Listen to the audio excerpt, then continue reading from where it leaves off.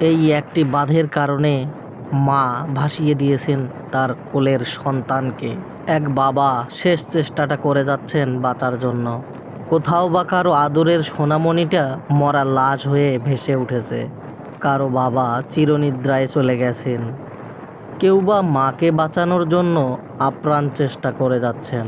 এই করুণ পরিণতি দেখেও যাদের বিবেক জাগ্রত হবে না, তারা এ দেশের শত্রু, তারা এ জাতির শত্রু।